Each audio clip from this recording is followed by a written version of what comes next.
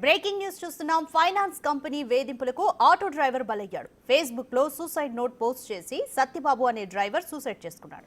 కృష్ణా జిల్లా గుడివాడలో జరిగిన ఈ ఘటన కలకలం రేపుతోంది. విస్తార్ ఆటో ఫైనాన్స్ కంపెనీలో 7,80,000 లోన్ తీసుకున్న సత్యబాబు ఈ నెల ఈఎంఐ చెల్లించలేదు. తన భార్యకు హెల్త్ ఇష్యూస్ రావడం వల్లే లేట్ అయిందని కంపెనీ ప్రతినిధులకు చెప్పినప్పటికీ వినలేదు.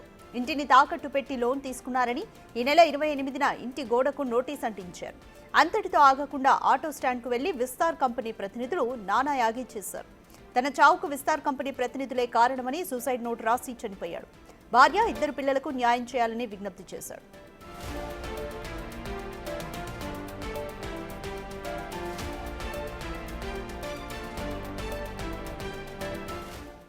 రైట్, మోర్ డీటెయిల్స్ మా ప్రతినిధి శివ అందిస్తారు.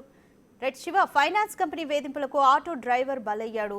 అయితే విస్తార్ కంపెనీ ప్రతినిధులే తన చావుకి కారణం అంటూ కూడా సూసైడ్ నోట్ రాశారు. విస్తార్ కంపెనీ వాళ్ళు దీనిపైన ఏమైనా స్పందించారు? అలాగే మొత్తం మీద చూసుకుంటే సూసైడ్ నోట్ రాసి ఫేస్బుక్ లో పోస్ట్ చేసి ఊరేసుకుని ఆత్మహత్యకు పాల్పడ్డ సత్యబాబు వ్యవహారానికి సంబంధించి కూడా పోలీసులు శరవేగంగా దర్యాప్తు చేస్తున్నారు.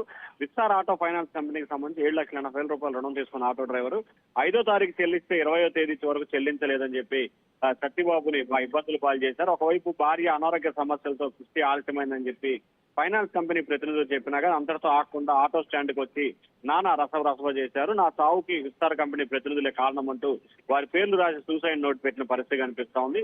మిస్ యూ భార్య పిల్లలు అని చెప్పి కూడా ఆయన లెటర్ రాశాడు. 28వ తేదీ సాయంత్రం మా ఇంటికి వచ్చిన విస్తార్ కంపెనీ ప్రతినిధులు రాత్రి 10:30 వరకు గొడవ చేశారని చెప్పి భార్య పద్మావతి పోలీసులకు స్టేట్మెంట్ ఇచ్చారు. అయితే ఈ అంశానికి సంబంధించి పోలీసు అధికారులు విచారణ చేపట్టారు. ఎవరైతే నిందితులు ఉన్నారో ఆ నిందితులపై సంబంధించి కూడా కేసు నమోదు చేసే అవకాశాలు అయితే కనిపిస్తున్నాయి. మరొక వైపు విస్తార్ కంపెనీ ప్రతినిధుల్ని పోలీసులు ఈ రోజు విచారణకు పిలిచారు. Radhika, thank you Shiva.